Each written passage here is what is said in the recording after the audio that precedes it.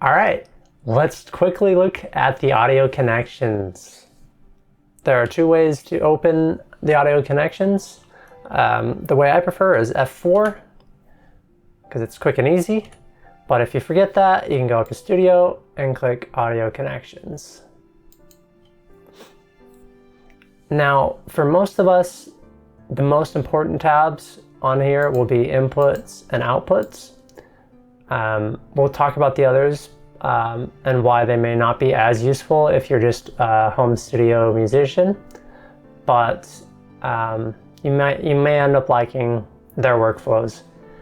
We'll get to that.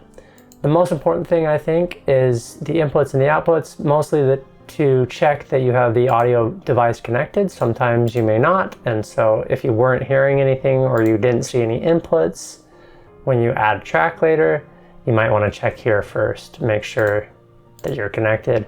If you expand, it shows what you have. I have two inputs here, left and right. Same thing with outputs. You can also click on the triangle or expand and collapse all. You can add buses in this portion. I prefer to do it in the mixer and when I'm adding tracks and with sends and all that, which we'll get to later on. I don't very often use this, but if you prefer to do it in here, you could add buses, and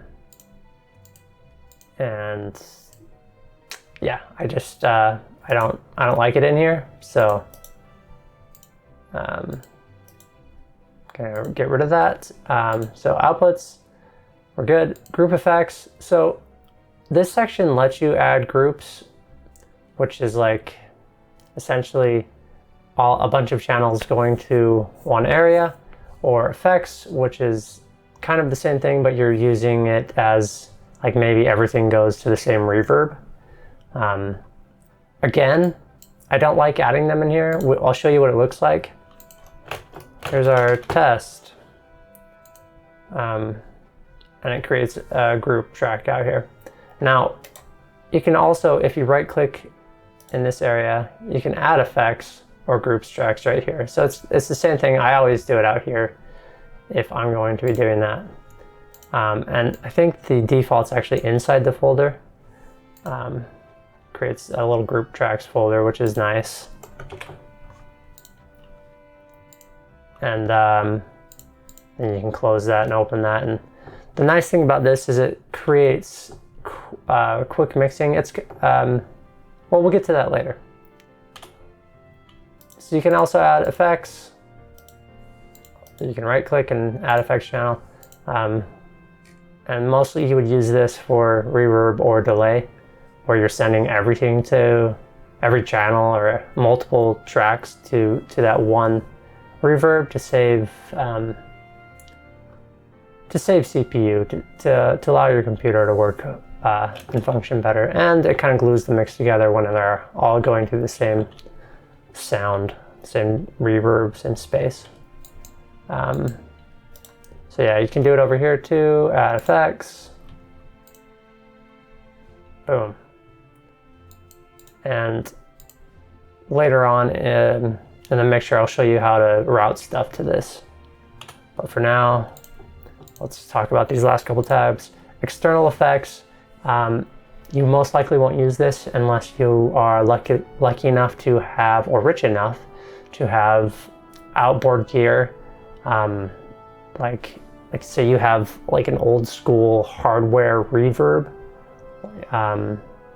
Some of those can go for thousands and thousands of dollars now, depending on what you buy.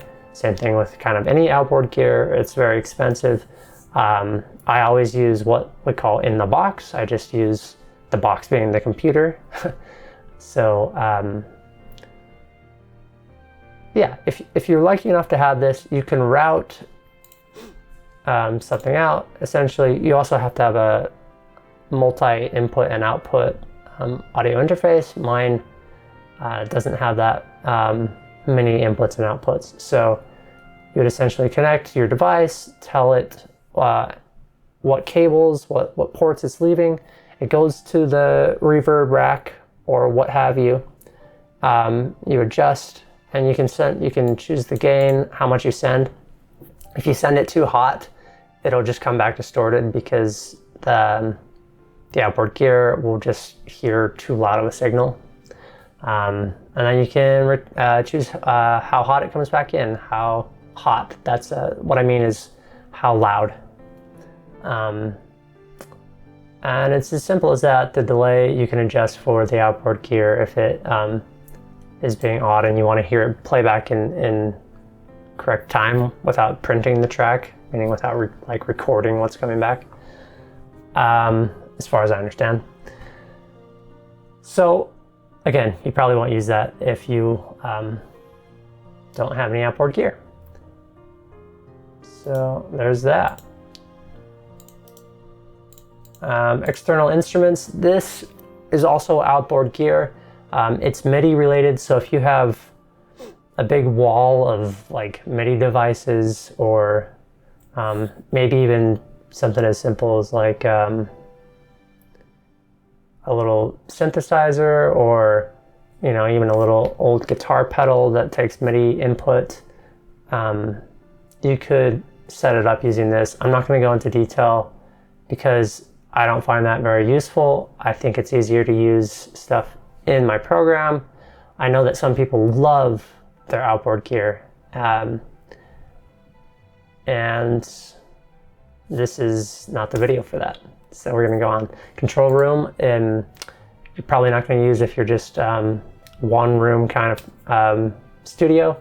This is meant for like if you have multiple recording booths, or like real studios have like a big old window and you can see the recording room beyond.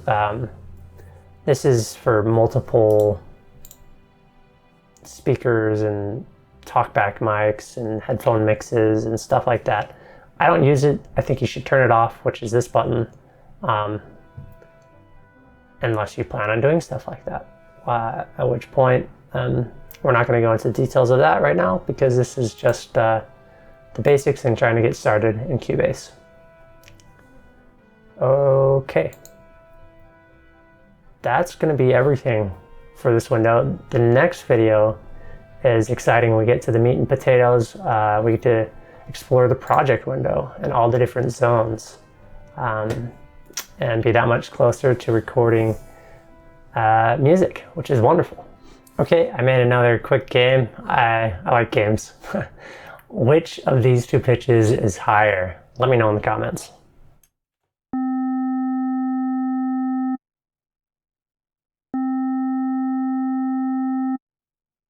If you haven't downloaded that PDF yet, it's very useful. Please go get it. Link in the description, and I'll see you in the next video.